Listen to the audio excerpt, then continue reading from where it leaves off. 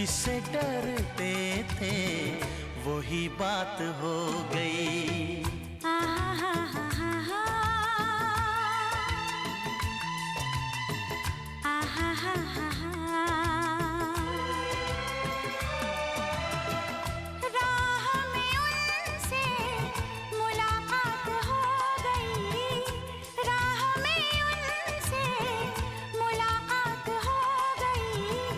जिसे